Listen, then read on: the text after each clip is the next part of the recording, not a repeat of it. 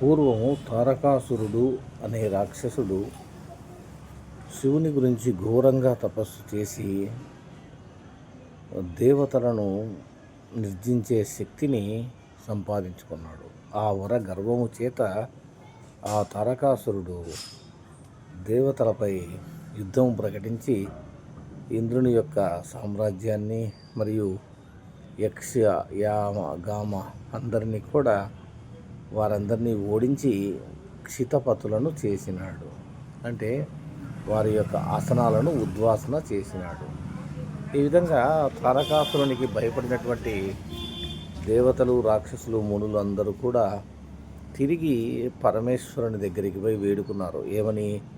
అయ్యా పరమేశ్వర, మమ్మల్ని రక్షించు, ఈ తారకాసురుడు మమ్మల్ని చాలా క్షోభ పెడుతున్నాడు అని కోరగా పరమశివుడు ఈ విధంగా చెప్పినాడు. నేనిచ్చితి తారకునికి వరంబు ఆ ఘోర తపస్సుకు మెచ్చి,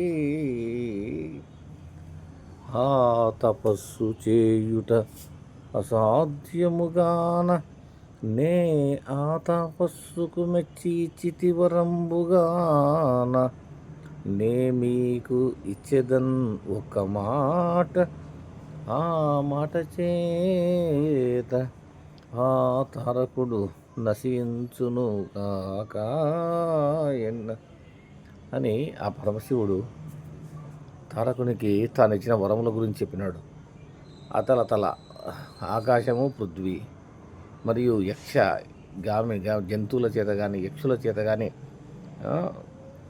గంధర్వుల చేత కానీ, వీళ్ళందరి మనుషుల చేత కూడా వీరందరి చేత నేను వధించబడను. కాకపోతే అతడికి మరణం అనేది తథ్యం కాబట్టి అతనికి మరణం ఉన్న రూపము ఒక కోటి సర్పలింగ స్వరూపమైనటువంటి సర్పము చేత అతడు మరణించును అని చెప్పగా, అది ఎప్పుడు జనించును స్వామి అని దేవతలు ముళ్ళందరూ కూడా అడిగినారట. అప్పుడు పరమశివుడు ఈ విధంగా చెప్పినాడు. నా భుజంగుడు అసనుడై నన్ను వేడగా క్షీరామృతమందు సహస్రపడగల నాగు మమ్ములను ఆసీనతను గంచగన్ నాగుకు నేనిచ్చితి వరంబు పుత్రుడై జనింతుగాకాయని ఆ పార్వతికి ఆ సహస్ర పడగలతో ఉన్నటువంటి ఆ పాము సుబ్రహ్మణ్యేశ్వరుడుగా జన్మించినది. ఆ సుబ్రహ్మణ్యేశ్వరుడు జననము ఎప్పుడైతే జరిగిందో ఆకాశము, భూమి అంతా కూడా పులకరించింది. తారకుడు భయభ్రాంతులకు గురై దిక్కులు పిక్కటిల్లేలా రోదన చేసినాడు. ఆ సమయమున దేవతలందరూ కవ్వించి ఆ యొక్క తారకుడిని ఉసిగొలిపినారు సుబ్రహ్మణ్యేశ్వరుని మీదకి. అప్పుడు సుబ్రహ్మణ్యేశ్వరుడు ఆ యొక్క త్రిశూలము, విల్లు ధరించి ఆ యొక్క తారకుని సంహరించినాడు. అయితే తారకుడు తన లోపల అంటే పరమశివుడు మెచ్చి ఆత్మలింగాన్ని ఇచ్చినాడు.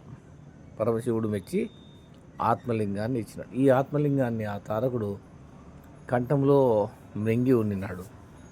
ఎప్పుడైతే ఈ యొక్క శిరస్సుకి ఈ త్రిశూలము చేత వాటిని సంహరించినాడో ఆ యొక్క ఆత్మలింగము 5 ముక్కలుగా వేరు ప్రాంతంలో పడినది.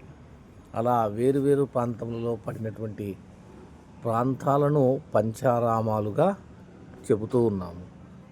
అటువంటి దాంట్లో మొట్టమొదటి ఆరామం వచ్చేసి అమరారామము, క్షీరారామము, భీమారామము. అయితే ఇందులో అత్యంత ఆశ్చర్యమైన విషయం అంటే క్షీరారామము, అమరారామము,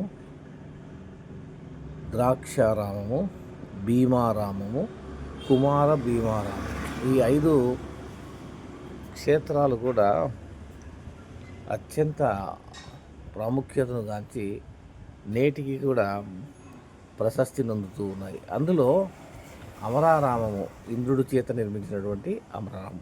ఒక్కొక్క భాగంలో ఒక్కొక్క ఆరామం గురించి చెప్తాం. వచ్చేటి వారము అమరారామం గురించి సంపూర్ణంగా చెప్తాము. ఈ యొక్క అద్భుతమైనటువంటి పంచారామాలు ఈ యొక్క తెలుగు దేశానికి, తెలుగు ప్రాంతానికి, తెలుగు భాషను బాగా విరివిగా వాడే ఈ యొక్క జనులకు ఆస్వాదాన్ని, ఆహ్లాదాన్ని, ఆనందాన్ని, ఐశ్వర్యాన్ని అనేకము ప్రసాదిస్తాయని ప్రతీతి. కావున ఈ పంచారామాల యొక్క ప్రశస్తి పురాణములలో స్కందుడు కానీ, తర్వాత అత్యంత పురాతనమైన అగస్త్యుడు కానీ, వశిష్ఠుడు కానీ వీరందరూ ఏమి చెప్పినారంటే ఒకే మాట చెప్పినారు. ఆత్మలింగము గైకొనిన తరకుడు తారల లోకములో కేగినాడుగాన ఆ తారకుడు ఆత్మలింగమును ఒసంగుటకై ఘోర తపమును చేసి రుద్రుణ్ణి మెప్పించిన్.